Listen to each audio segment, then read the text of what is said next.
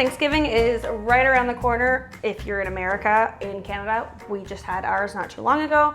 And there's a lot of things you have to cook. So to make things easier on you, today I'm going to show you how to take a store-bought, vegetarian, vegan-friendly Thanksgiving loaf or Christmas loaf or whatever, and just elevate it. Hey guys, I'm Candace the Edgy Veg, and today I'm going to show you how to take your ordinary vegetarian, this is a tofurkey, but whatever your favorite vegan or vegetarian holiday loaf is, and make it just a bit better.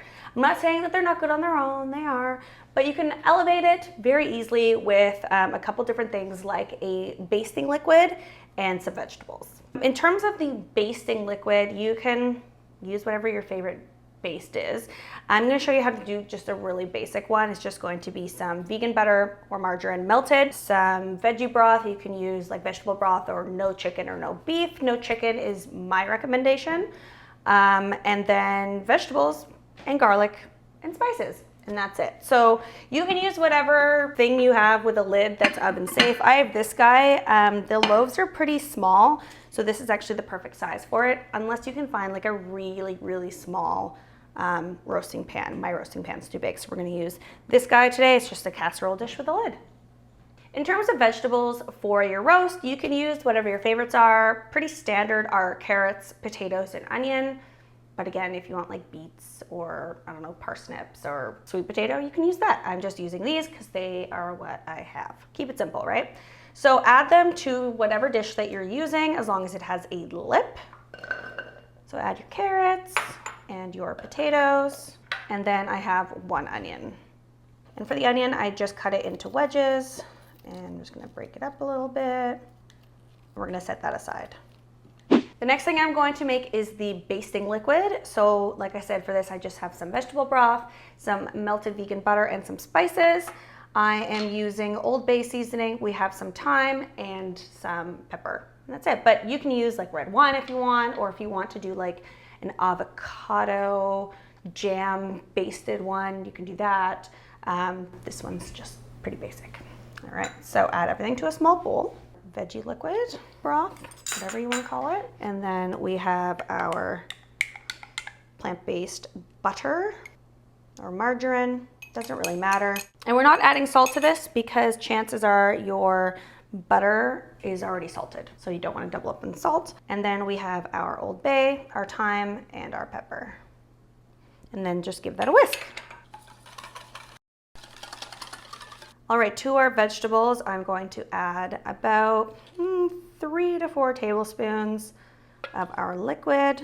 You're not putting it right into the pan or dish that you're using because you don't want the vegetables to overcook and become like over seasoned. And just go in with your hands. I just washed mine, and just give that a toss with your hands, or you know, with some sort of spoon or whatever if you want.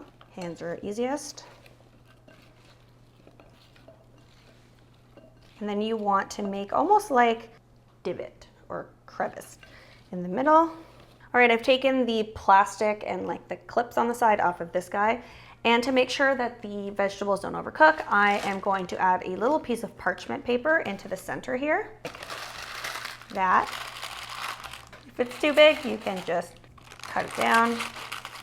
And then that's where we are going to put the baste, just so it doesn't overflavor the veggies. There we go. And then we're going to pour in about half-ish of the baste.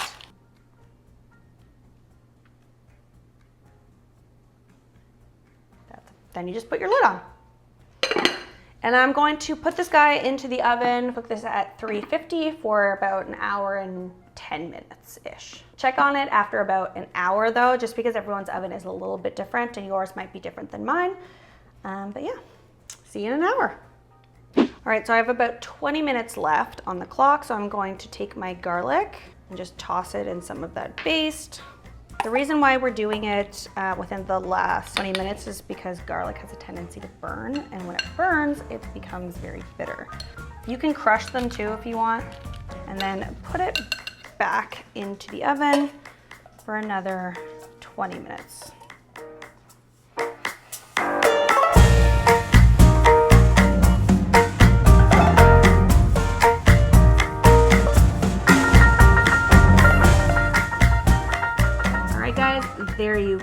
serve this with my mashed potato recipe and my gravy.